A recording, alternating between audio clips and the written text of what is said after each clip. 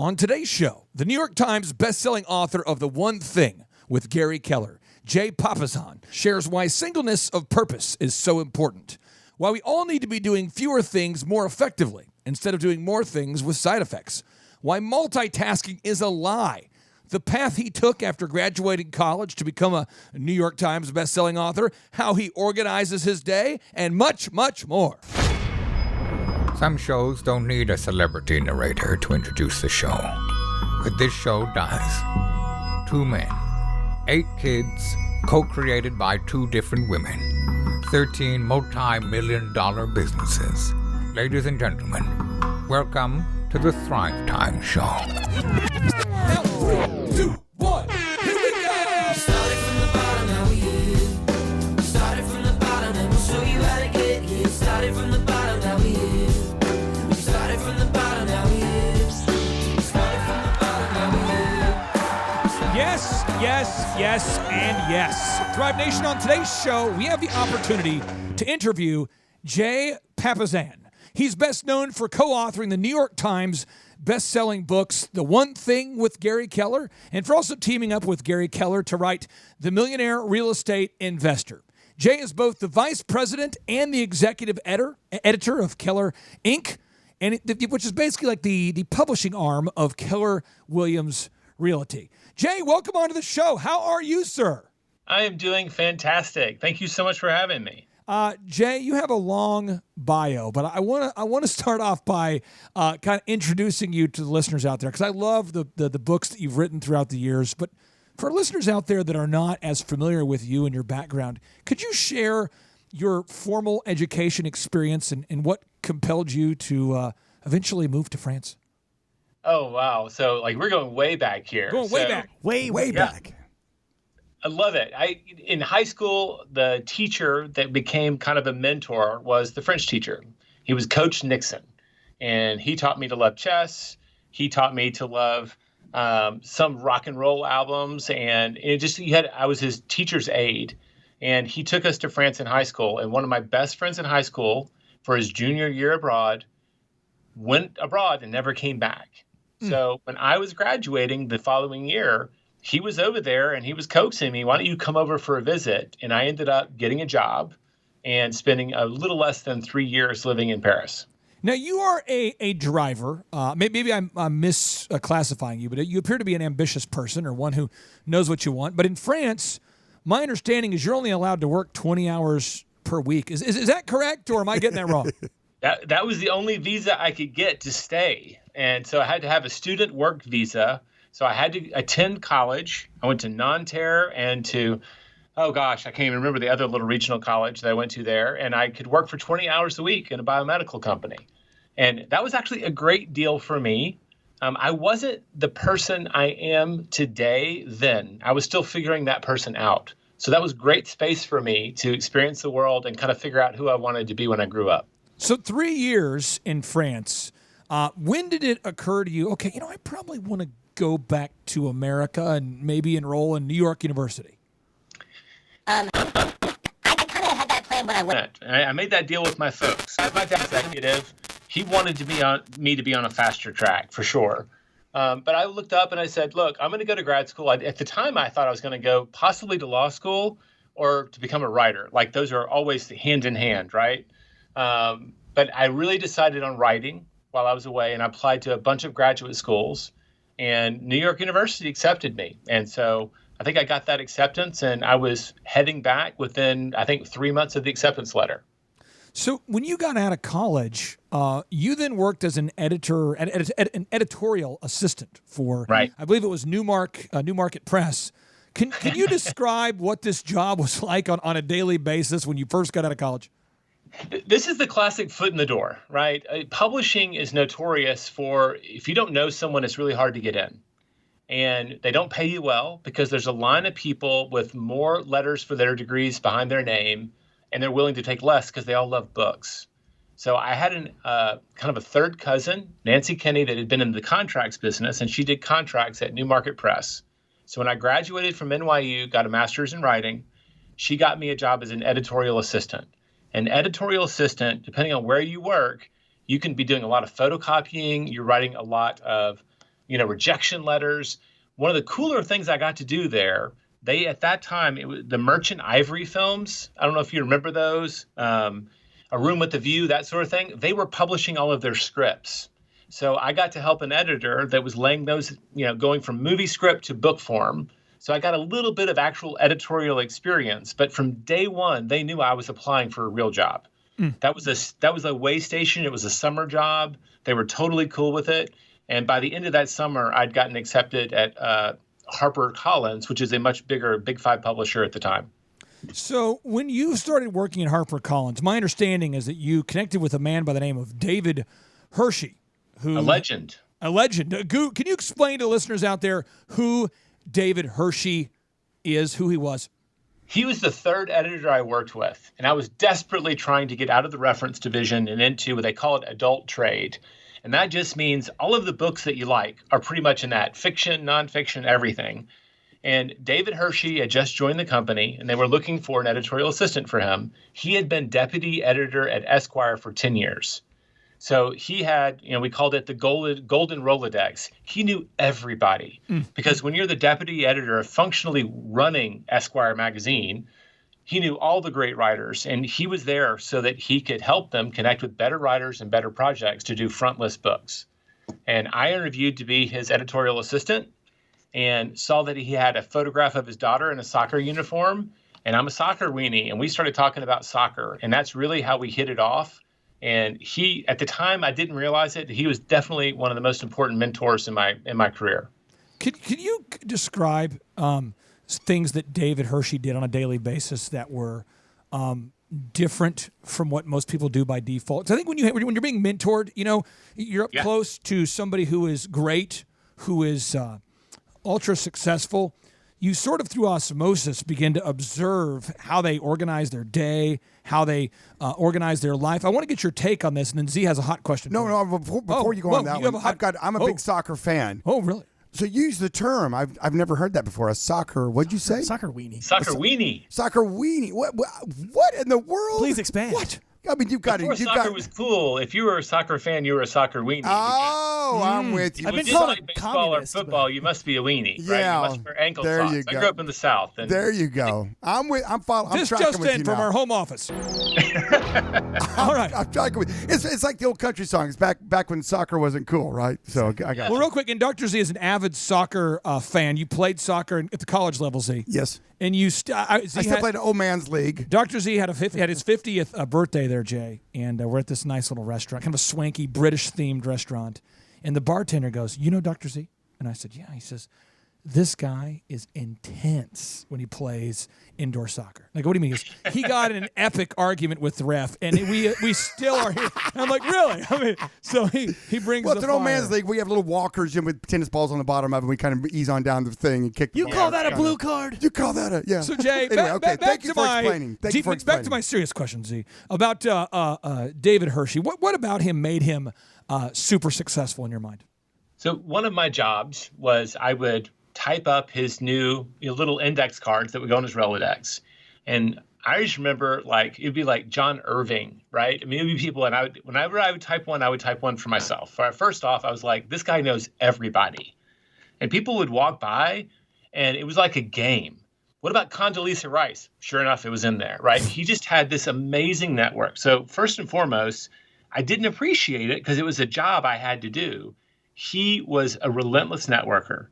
I also had to do his expense account. And his expense account was more than my base salary when I added it up. And at the time, I resented it. But he would show up, and in the morning, he'd already met someone for breakfast and coffee. And he would have picked up 4 newspapers, and he would throw those receipts all balled up on my desk. And he wasn't mean about it. He was just moving fast. He would go out to lunch. I would get those receipts, or I'd have to call the restaurant and get them. He would go out for happy hour, and he would go out for dinner. And this is Manhattan, right? That's not abnormal behavior to eat out for every single meal. But I had to handle the cab receipts for all of this. And at the time, I thought, man, this guy is getting paid all this money, and all he does is take cabs to nice restaurants. And that's the mind of a 26-year-old who just doesn't know what's actually happening. He was lead generating.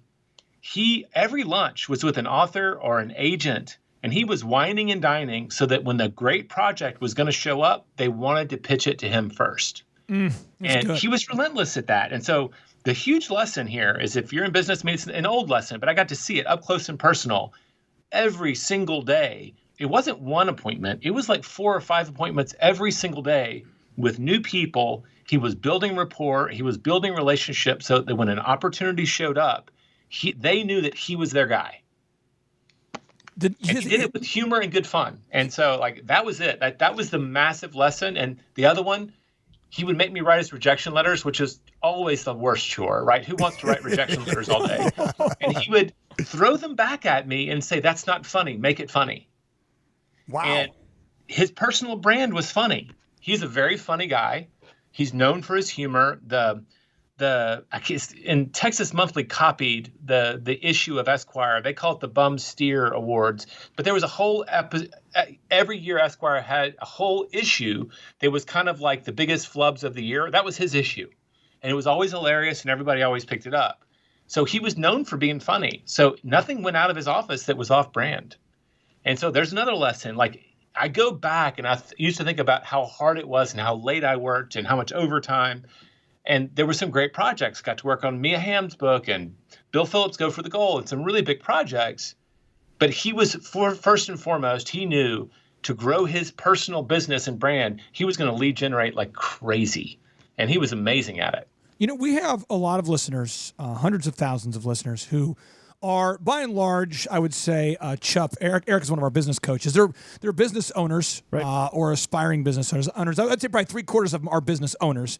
And your first book that I was aware of was For the Goal, A Champion's Guide to Winning in Soccer and Life by Mia Hamm. Can you explain what your relationship with Mr. Hershey was and how it kind of related to you getting the opportunity to write this book? Was there a connection there? How did this opportunity come about? I alluded to it earlier. I looked up and he had a picture of his daughter, Emily, and she was like, obviously holding a ball and a flag like on a field, giant stadium or something, right? Like she had gone on the field with a big professional soccer team. And I said, oh, is that your daughter? Do you like soccer? The whole soccer weenie thing, we started connecting. And I had remembered, so this would have been about 1994, 95, somewhere in there. And the women's national team had recently won the first ever World Cup. And when I read about it, it had been like in the back of the sports section with the tire ads. And I just commented to him. I said, isn't it crazy that our women's national team are World Cup champions and nobody knows about it? And he goes, oh, totally. He really got into that. And I said, well, we just did a book, in the reference division called Training a Tiger. And that was one of our editors there had worked with Earl Woods to write a book about what it was like raising Tiger Woods. I said, what would it look like if you think you could do a book around Mia Hamm? And he got so excited. And he goes, I know her agent, David Bober. I've got his number right here. Let's pitch it. So I went from job interview to working on a potential project with him in a space of like 5 minutes. That's where that book came from. It was that conversation. He knew the agent, pitched him, and said, absolutely. And that's how we ended up writing that book. And what a cool gift that was to get to spend time with her and her teammates in the run up to, they called it the summer of love or whatever, like when they won the World Cup again. That was amazing. I want to ask you, and I'm certainly not going to ask you for the specific amount, but I just want to let the listeners understand this because our listeners are always focused on the economics of things. When you're a person who worked on this book with Mia Hamm that did well, how did you get paid? What are the mechanics of you getting paid? What kind of credits did you get on that kind of book? My name was on the inside. I got thanked. Aaron Heifetz was the guy who ended up being the ghostwriter for us. He was the PR director for the women's national team. Okay. And David Hershey and I worked with Aaron to kind of develop the book out, write it, and we rewrote tons of it, got the photographs, did all that work. So I got credit. I think my base salary was $27,000. And that year, I probably made $45,000 in Manhattan with overtime. So publishing, if you're on the bottom rungs, is still very much an apprenticeship kind of job. David Hershey, I don't know. I know that some of the senior VP level people who are publishers they get overrides on the profitability of their books. I cannot tell you the details of that. I never got that high in the publishing world. Authors typically will get an advance against future royalties, and those royalties can run on the low end from 5% for a mass market book all the way up to 15% if it's like a hardcover. So it's a moving target. I would tell people, as a business person, writing a book should be more about planting a flag and saying, I wrote the book on this. It builds your authority. It builds your reputation. Unless you hit a runaway bestseller, it's not a great way to make money in and of itself. It is a platform from which you can build an audience to make a lot of money, though. So you, in the year 2000, after gaining much experience working with Mr. Hershey, decided to move to Austin. What was it? The salsa? Was it the steakhouses? What made you want to move? What made you want to move? Was it Tito's vodka? What was it? Oh wow, Tito's vodka. That was just Tito's, another of our local billionaires. Now, my wife and I were travelers. We got married in '99, and we went on a 5-month backpacking honeymoon. And we gave up our jobs, put through all of our stuff in storage. Another of those, like, let's figure out who we want to be moments. And she convinced me that we should move to Austin, Texas. And we came here for one weekend in January, and that would have been January of 2000. And if you've been in New York in January, there's like black slush up over the edge of the curb, right? True. It is not a pleasant place to be in the winter when it's wet and it's really cold. It's an island. You come to Austin, it was like 80 degrees. People were, I didn't have any clothes to wear. Like, I was wearing like a V-neck undershirt because we didn't bring any clothes for how warm it was. And I remember, like, the first place we went, we sat outside, watched a pickup soccer game, and somebody dropped off like the rest of their 6-pack because they were going back to work. Hey, do you want this Lone Star? And I just told my wife, I said, we're moving here. I love this place. So, I mean, there was soccer. That's a great people story. were giving away beer. The food was awesome. And it was just like, I remember looking and saying, there's a lot of young people here. This feels like us. Yeah. And we moved here without jobs. We were just freelancing when we moved to Austin in 2000. No income tax. Things are good in Austin. Things are good. State income tax. State income tax. Still federal. Uncle Sam still's going to get his bite of the apple. This just in. So, Thank you. So you are down there in Austin. And how did you meet Gary Keller? Did you finish drinking like beer 4, 5, and 6, and then you looked up and like a vision? Oh, there's Gary Keller. Or how did you meet one of the founders of Keller Williams? So I'm going to tell you the embarrassing story and then the funny story. So the embarrassing truth is that summer I was freelancing. I got to work on a couple of novels. I got to do a bunch of travel writing. I got a story about Mia Hamm published in Texas Monthly, which is a wonderful feather in your cap. And I think my total income, according to the IRS that year, might have been like $16,000. Hot. I was having fun and failing at the same time. Okay. And my wife, he was working for a living. We're like newlyweds. Remember, I'm not really holding up my end of the bargain. She just came home and said, look, you need to get out. You're not meeting anybody. Like, I was playing Diablo in the afternoons on my computer because I'd already pitched all the stories I could pitch for the day. Yeah. And I was an introvert. I'm a writer. And so she kicked me out of the house. She says, go get a job. And I was actually kind of relieved. So I actually got a job at Gary Keller's company. Keller Williams was a really small company back then. It was only 6,700 agents when I joined the day after Labor Day in 2000. And there were 27 employees, really small company. And I was a newsletter writer. And that's how I got in a relationship. I got kicked out of the house by my wife, and I was a newsletter writer. I just wanted the job I could show up at, and the job seduced me. It was a very small company, very entrepreneurial. I had 5 interviews to get a job writing a newsletter when I had been the editor of record on books that had sold 3.5 million copies. Wow. I was like, what is this company? I thought it was a front for the CIA. And so about 2 years into my tenure at Keller Williams, I was bumping from job to job. I loved the place, and I kept saying, well, we should have a help desk. I'll start it. Or we should have a research department. I'll start it. It was that kind of small startup feel to it. You could just see that there was a need and go do it. And they would say, that's your new title. Go be that person. I ran into one of our designers who was clearly working on a book cover. And that's my DNA. I've been in the books. That's my favorite thing in the world. And my first jobs were in bookstores all the way through. So I'm like, oh, cool. Are you working on a freelance project? And he said, no, Gary and Dave, who was our original co-author, are working on a book. I was like, really? And like 30 minutes later, I'm in the bathroom. This is the funny story. And Gary Keller is in this, he owns the building. It's a small commercial building, and he's plunging the toilet. And he cracks some joke. He says, see, the chairman of the board isn't too proud to do what needs to be done. Ha, ha, ha, ha, right? Right. And I just kind of impulsively, sitting there, we're washing our hands, and I'm like, I hear you're writing a book. Do you remember I used to work in publishing at HarperCollins? And he looked at me, and I could tell he totally forgot, even though he was one of the people who interviewed me. It wasn't on his radar, but he was writing a book. He said, come in my office. And he laid out a vision for writing 13 books. The first one was going to be The Millionaire Real Estate Agent. And he laid out 5 books that he was using as a model. And 2 of them were books I'd published. One of them was Me and Him to Go for the Goal. And the other one was a book by Bill Phillips called Body for Life. And there were elements of each of those books that he was wanting to incorporate in his book. And so I just basically showed him my name and the acknowledgments, and the job interview was over.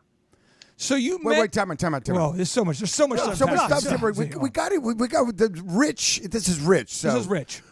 Okay. So was that Diablo 1 you were playing? Probably was. This is old school. Like I know. Okay. Purple iMac, back when they were colored. Oh, yeah. Do you remember one of the early bad guys in Diablo 1 called the Butcher?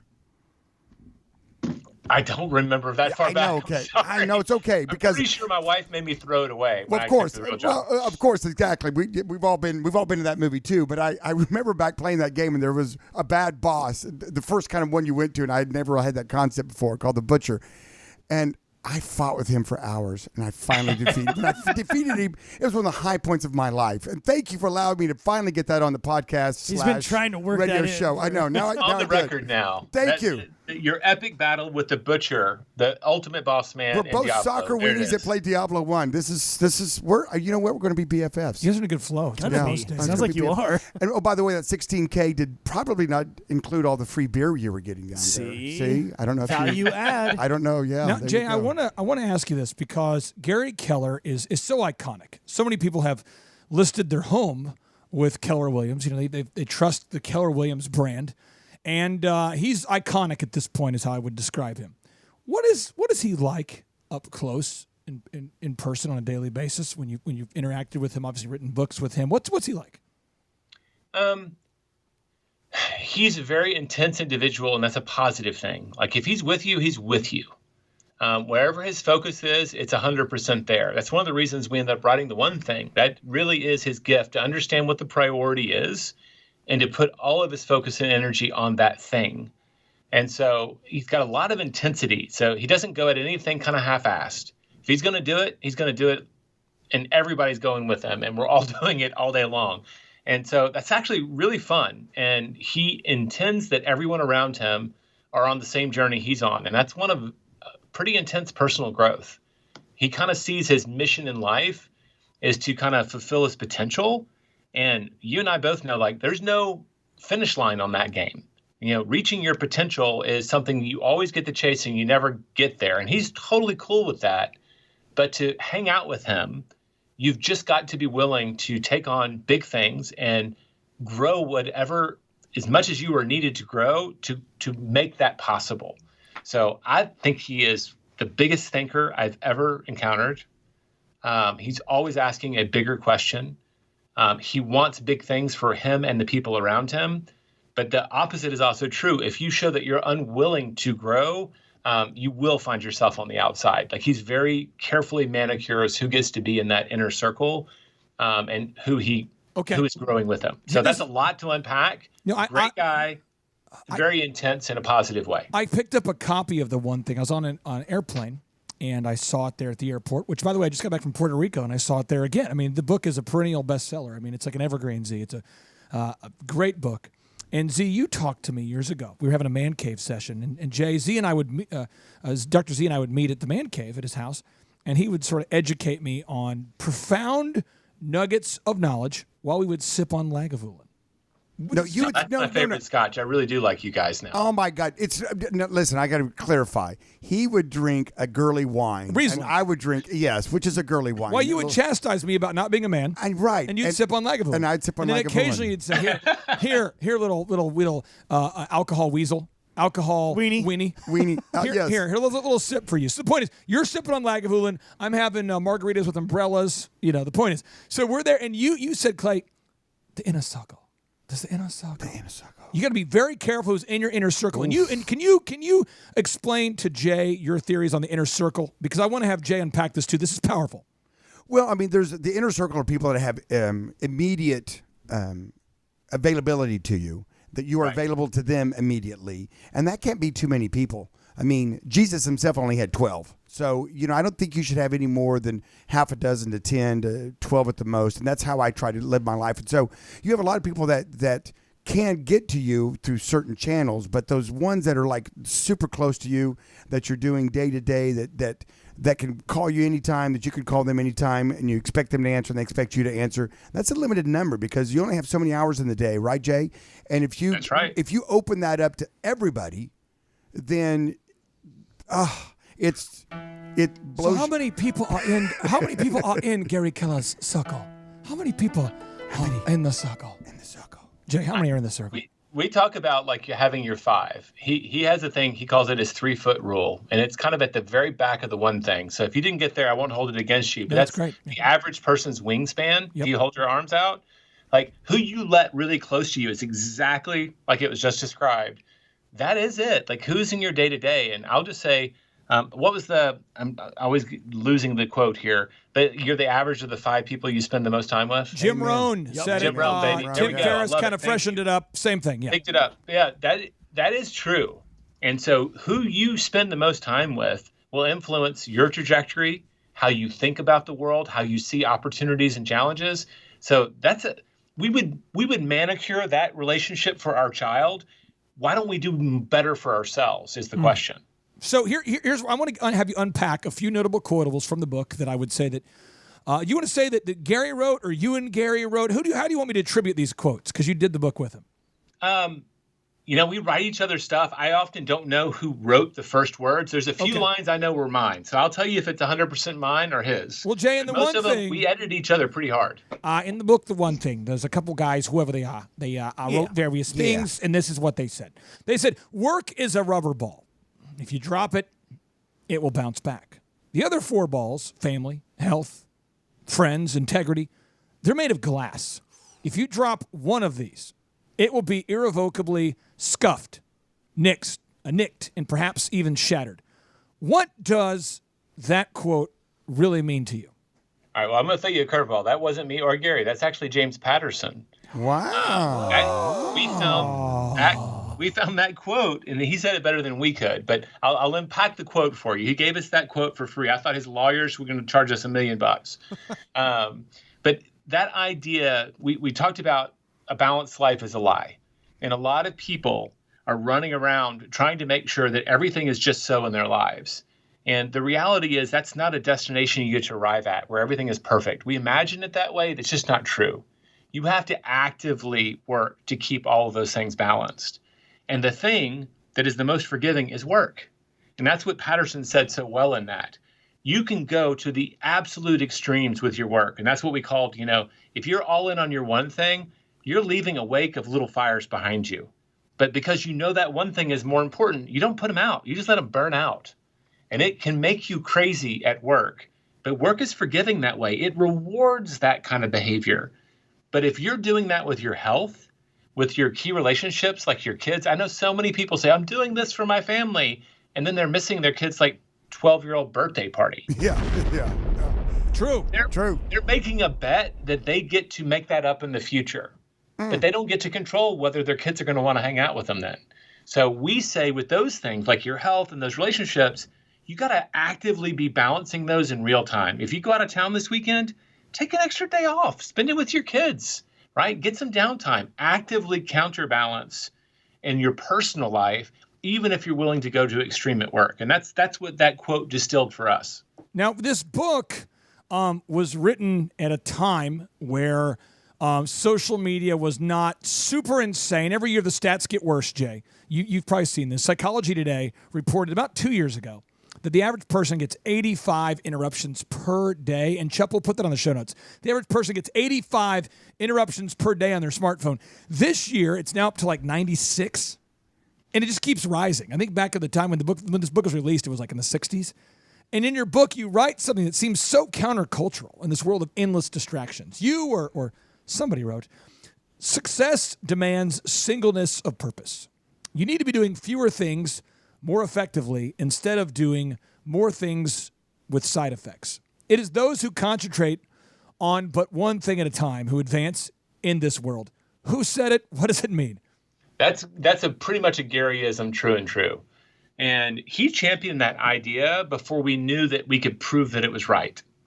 And when we sat down to write this book, the idea for the book, it came out of an essay he wrote called The Power of One. It was like a little 10-page essay he wrote for another project. And I was like, dude, this is a book. He goes, yeah, I thought the same thing.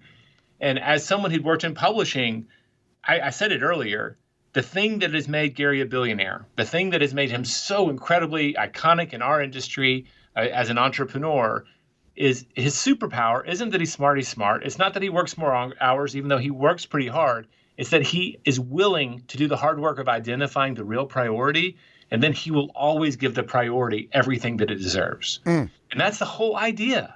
If you understand what your one thing is as a business, then you absolutely go all in on it. I used to, when I teach classes or I'm doing a seminar or a keynote, like an easy one is forever and ever when I was growing up, Southwest Airlines was the low-cost airlines. Yep. And they were all in on that. And that determined what hubs they were in. They had all of the same airplanes. That's why you have the cattle call instead of assigned seating and you get snacks instead of food. All of that was about low cost. Well, guess who's the most profitable airline out there? This just in, it is. Yeah, Southwest. They were very clear about their one thing, and it has unusual gifts the farther you go into it. And I could give you a laundry list of examples of companies and people who, because they went all in, there is rich rewards for people who go deep, and especially in a world, and you just described it, where everybody is going, like you read stuff on the web, you're just going sideways. That's a very shallow and broad pool of information. Going deep is a very different experience. Have you met Kevin Freeberg or Jackie Freeberg? Have you ever met those guys? Not that I'm aware of. They did a deep dive, all access, authorized case study on Southwest Airlines called Nuts. And I know it's not polite probably to recommend a book to an author, but my uncle flew for Southwest Airlines for years. And he said, Clay, you got to read this book. It's like a case study on how Southwest operates. It was written in 1998. And I'm going to be interviewing them here in a couple weeks. And everything you just said blew my mind because it was unassigned seating. They only fly 737s. Everything you just said. And I went so deep into Southwest Airlines, I tried to implement everything I learned into my company at the time called DJ Connection, where we were doing 4,000 events per year. And so instead of having a ton of different packages and a lot of different equipment, I went to one set of equipment. Instead of having, I made it a very affordable, and I would just encourage everybody to implement what Jay just said. Don't go wide with your knowledge. Go deep. Jay, how do you go deep when getting prepared for a book or writing a book? Talk to me about how you put on blinders and go deep.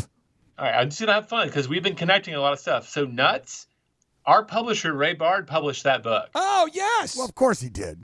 Yes. Yeah. Well, of course. So he's got a particular taste. Like I had to court him for 3 years, but he goes all in on these kind of books because he only publishes one book a year. He bets his whole business on every book he publishes. Bam. So there you go. There's another example. So how do we go all in on our books? When we are going on a deep dive, I try to read 50 books every year. And I always fail. I end up in the 40s somewhere, but it's the big goal keeps me going. I try to read one a week, but you get a big book and I don't cheat and read short books. What we typically do is we have our master outline and we will then come up with a list of books that we feel are absolutely germane to that topic. And we start reading them. I have 2 full-time researchers. They will write book reports. If it looks like a great book based on the book report, guess what? Gary and I will also read that book. I don't just read the report. We have them pull research studies. We will then look for quotes and stories. So we typically, for every topic we tackle, there will be 4 binders. One is anecdotes and stories from books or the web or magazines that all relate to that concept. There will be a book of actual quotes. We're taking notes on this. And stories. We're taking notes on this. I'm taking notes on these, so I want to make sure these get on the show notes. Chuck, this is hot sauce here. Jay, can you repeat that? The first binder was what? Stories and anecdotes. Got it. Okay. Right? Everybody, people learn through stories. You look at any great Malcolm Gladwell, it always opens up with kind of the perfect story. That guy is genius at that. Oh, yeah. And the whole story will unlock the book for you. So we always look for great stories on the topic. So we read very broad and deep in that topic to get those. We also look for great quotes, right? If Ben Franklin said something, or in this case, you just quoted him. James Patterson said it better than we could. I'll attribute it to James Patterson, but also for the reader, now they know that it's not just Jay and Gary thinking this stuff up. They've actually sourced it. And the last category is we'll have binder after binder of research studies. And so we have relationship with Baylor University, with UT, so we can go into their research database. And this is where I'm really happy sometimes to have our research assistants, because that stuff will make you go cross-eyed. But we often will go in and read those research studies and see if we can factually back up some of our hypotheses. And there was stuff that we thought was going to be true that just got disproved. And there was stuff that we thought was true that got proved. And we're okay either way. But that's kind of our process and we interview people. That would be the other thing. Instead of just reading, we actually interview top performers and we ask the question, what did these guys have in common? These guys and gals. In your book, The One Thing, somebody wrote, multitasking is a lie. Did you write that? Did Gary write that? Did we all write that? Who wrote that? You know what? That's in us. I don't know that we knew that was one that we suspected was wrong. Remember, we were writing this book in 2008. If you went back in time, like you could go on monster.com, Indeed didn't even exist. You would have a suggested checkbox of multitasking to make yourself more attractive to employers. Boo. It was a big deal. Like every month in Entrepreneur or Inc. or Fast Company, there was an article about how to multitask better. So when we opened the lid on that, we thought it was a bad deal. But there was only just then research in 2009 when a lot of it came out, a guy named Clifford Nass. A lot of research showing that multitasking is a recipe for disaster. The neuroscience. So I'm not going to take it too deep, but I'll say it costs you a minimum of 25% more time. If you're multitasking, it's going to take you longer. You're going to do everything worse than you would if you were just monotasking, just doing it by itself. So you make a lot more errors, and your IQ is going to drop by about 6 points. It's going to dumb down your work. I want to hammer home something real quick. There's an article called "Is Your Smartphone Making You Dumb?" published in Psychology Today that shows that the average American is being interrupted over 90 times per day, which has reduced their cognitive capacity, their critical thinking skills, to a very, very low level. They're estimating it's a 3rd to 5th grade level. And they're saying now, because on social media, people are always attacking each other and being polarizing politically, your amygdala is active the entire time, so that almond-sized part of your brain makes it where you can no longer even process logical information throughout your day. I mean, you're not even remembering what's going on. I mean, you talk about the dangers of texting and driving. What about using social media while working? I mean, that's, woo! So multitasking is a lie. How do you today stay focused? Do you have like time where your phone's on, time where your phone's off? How do you do it? Absolutely. And I have time when I have 2 screens on my computer and time when I have 1. And so one of the very first lessons in the book is about how to turn your to-do list into a success list. And just to boil that down, right, we don't need to go into a long teaching class here, but every day you should know what your number 1 priority is. Every week you should know what your number 1 is. And we all have a lot of stuff, but at any given time, there can only be one real priority. And I usually tell people, there are engineers at Google and Apple and Microsoft who are paid lots and lots of money. So they all have 2 commas, right, in their compensation. And they are paid to distract us. We are built for distraction. If we didn't notice stuff happening in the background, we would have never made it out of the plains of Africa, right? We'd have been eaten by the tiger in the grass. So this is in us. It is outside of us. So when you're doing your number 1, make a stand just at that time to not multitask. So turn off Twitter. Turn off your phone. Put it on Do Not Disturb. If you went in to see a Broadway play, they would tell you to put your phone on silent. They would kick you out if you opened it up. So people don't. Treat your most important job that day the same way. It might just be for 15 minutes, but it'll surprise people how much more they get done.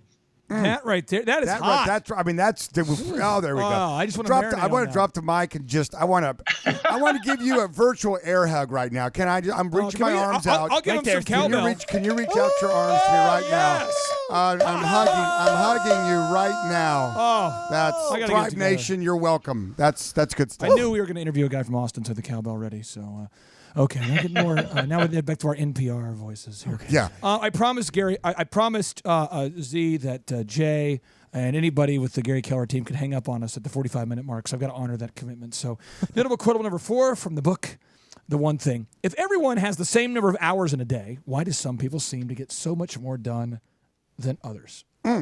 Jay. Well, I mean, it's what you put into the hours is the old cliche, and it's just true, right? If you are focused, if you start your day and you're knocking out your number one priority, most people in our experience get to the end of the day and they feel guilty for not doing that thing. It's just the difference is whether or not you did one task. But doing that one task, the number one priority, day in and day out, just that little incremental gain is why some people advance to become executives and owners and other people do not. And it's that sense of priority. And it doesn't mean you're a robot. You're not on target all the time. Nobody is. Not Gary. Nobody is. But you can be for a few hours every day.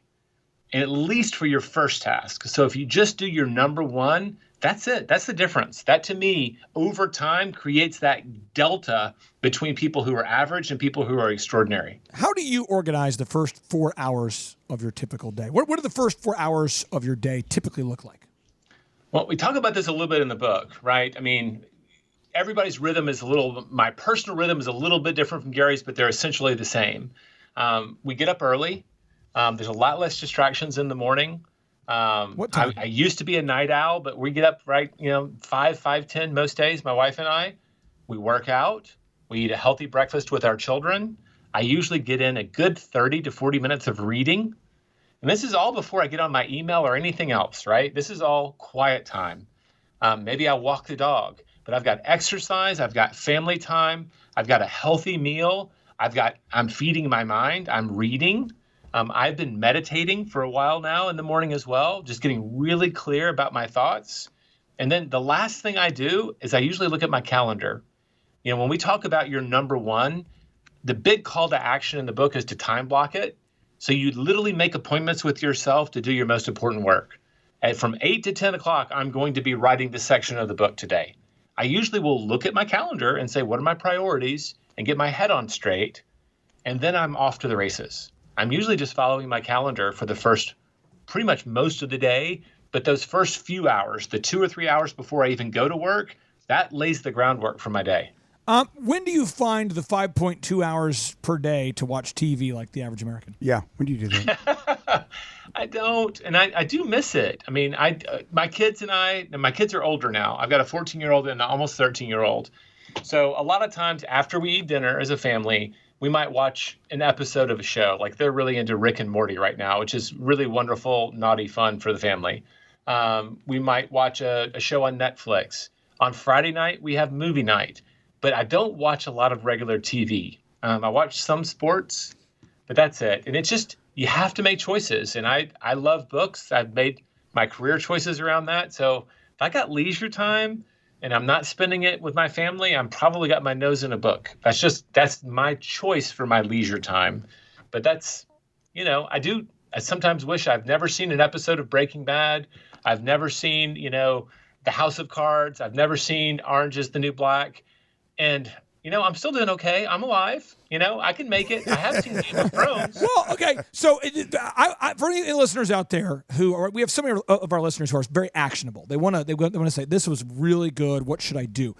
I would say without reservation, you need to pick up a copy of The One Thing with Gary Keller and Jay here, because it's a great book. It's on my bookshelf. I've got it. Every page is, Chup, you've seen it. It's dog-eared, highlighted. It's disgusting notes what you do everywhere. to those books. I apologize what I've done. I've degraded Stained the book. with Lagavulin. There we go. Right. So I want to ask you here, what is a book or two that you would recommend for all of the entrepreneurs out there to read?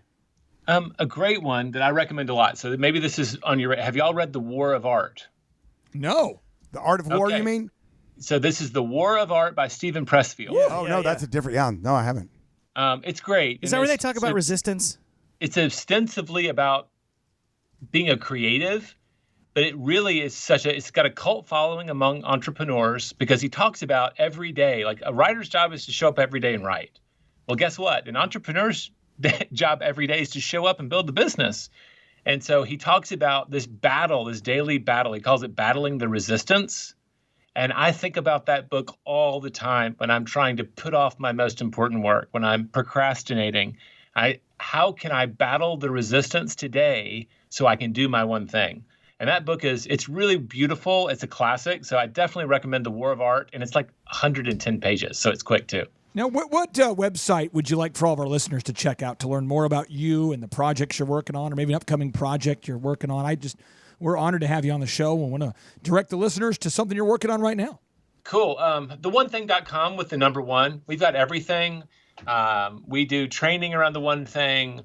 We've got lots of free resources on there for people to figure out their one thing. We're facilitating goal setting retreats now, which is something I'm just kind of personally passionate about because I've been doing it for like 13 years with my wife. Getting on the same page with your partner so that you can grow this big business. Jay, you have been just a source of knowledge bomb after knowledge bomb. It almost feels unsafe. There's too many bombs being dropped per capita.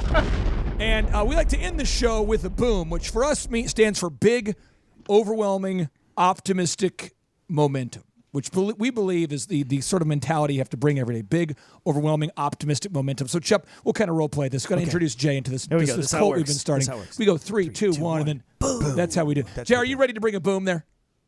Absolutely. Okay, Chuck, are you ready? Yeah. Dr. Z, are you ready? Absolutely. Here we go. Come 3, on, Jay. Here we go. 2, 1, boom!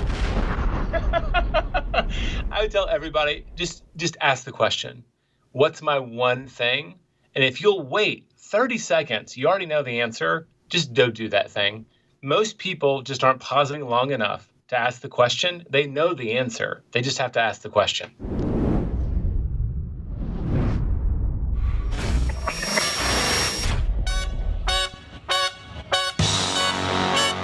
Attend the world's best business workshop led by America's #1 business coach for free by subscribing on iTunes and leaving us an objective review. Claim your tickets by emailing us proof that you did it and your contact information to info@thrivetimeshow.com.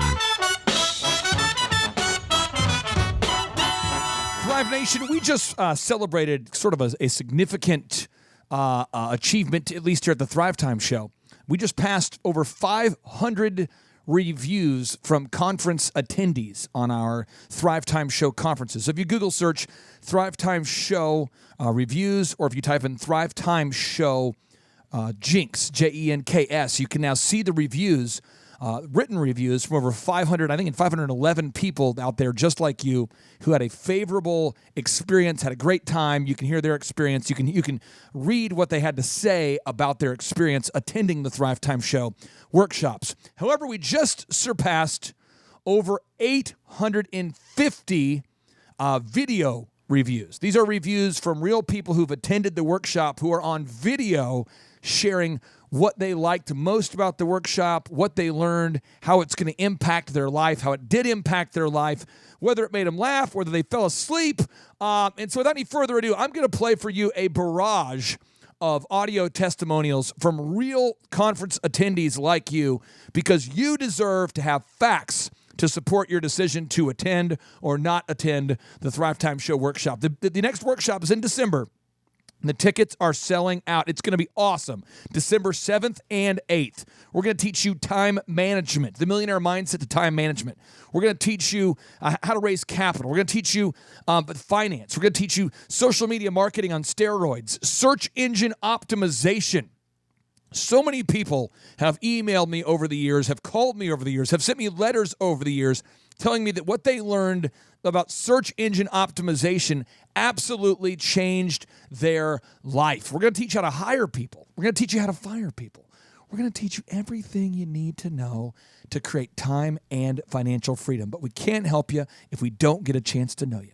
So now, without any further ado, here are some audio testimonials from real thrivers out there just like you who decided to buy a ticket and to attend the Thrivetime Show workshop. My name is Nick Guajardo, and I am from Tulsa.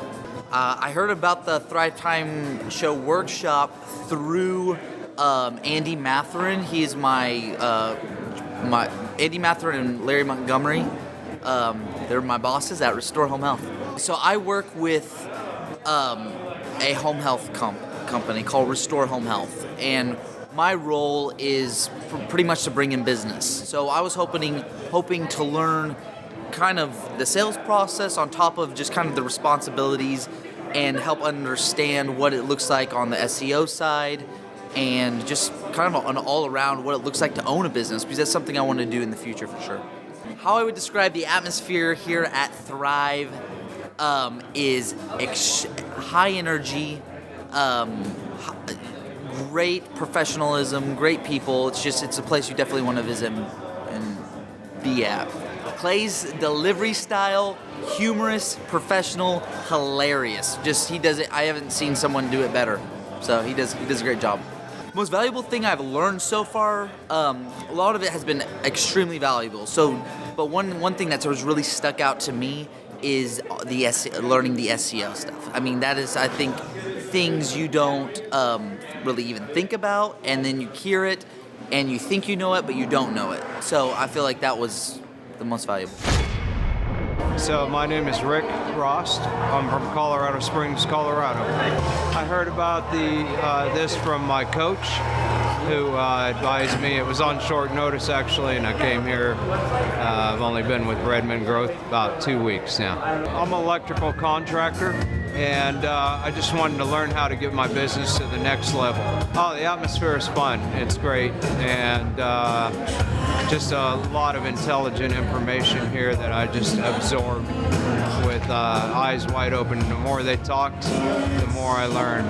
I think the presentation, I would describe the presentation as just very eye-opening, very refreshing. I never got bored once. It was a constant flow of information, and it was great. I've actually learned, the most valuable thing I've learned here is time management. That's the big one. My favorite aspect of the workshop was just being able to learn. The more they spoke, the more, the wider my eyes got, and it really enlightened me on everything. So I'm not sure if I have a favorite, except that it was the whole thing. If you don't attend this, you're going to be missing out on a wealth of information that could change your life forever. Thrive Nation, I cannot wait to meet you. You can buy your tickets today at thrivetimeshow.com. That's December 7th and 8th. I promise it will be a life-changing event for you. I absolutely am super excited to meet you, to shake your hand, and to give you a fist bump. We'll see you in December.